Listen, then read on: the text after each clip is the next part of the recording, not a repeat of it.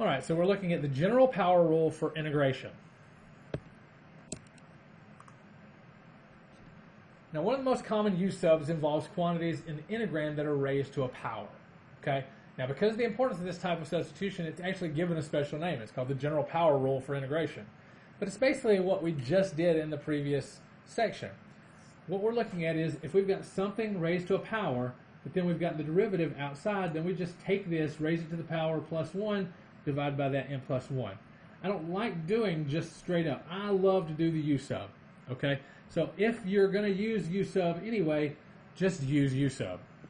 So here we've got 3 times 3x minus 1 to the 4th dx. Now you can look and see, well, okay, this is u to the 4th times du. If you see that in your head, that's wonderful.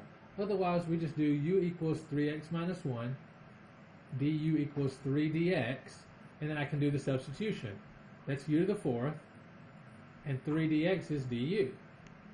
So that's just u to the 5th over 5 plus c, but u is 3x minus 1 to the 5th over 5 plus c.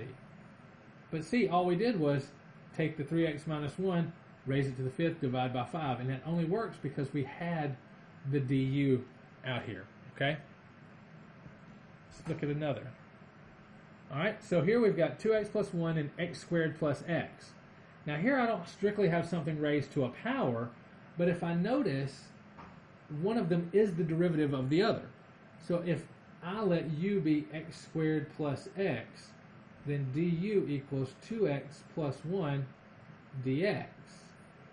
So here we just have the integral of u du, which is u squared over 2 plus c, which is x squared plus x squared over 2 plus c. Now, this one, a little different, right? It's got 3x squared, and we'll rewrite it over here. X cubed minus 2 to the 1/2 times 3x squared.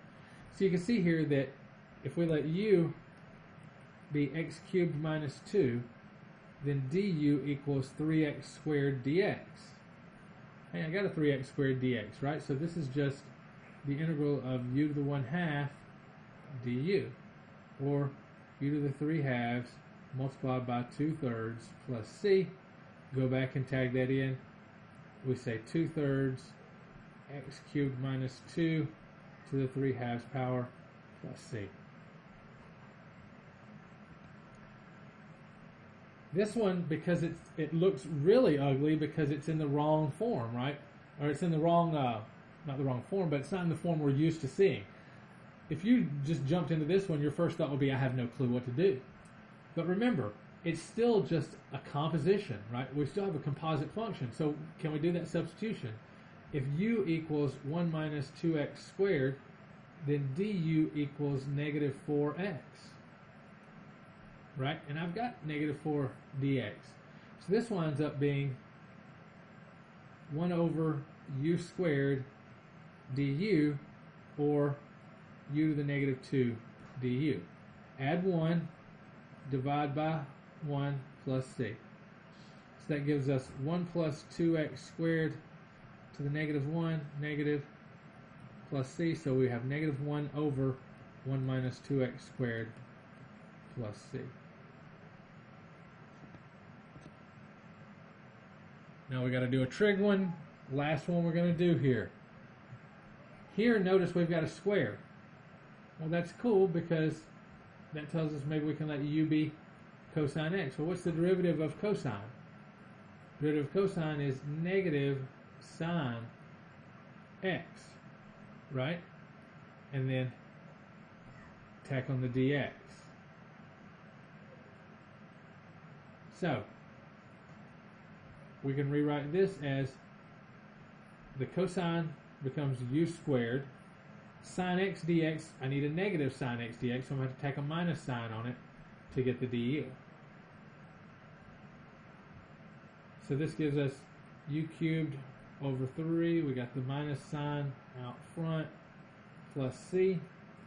So negative 1/3 cosine cubed x.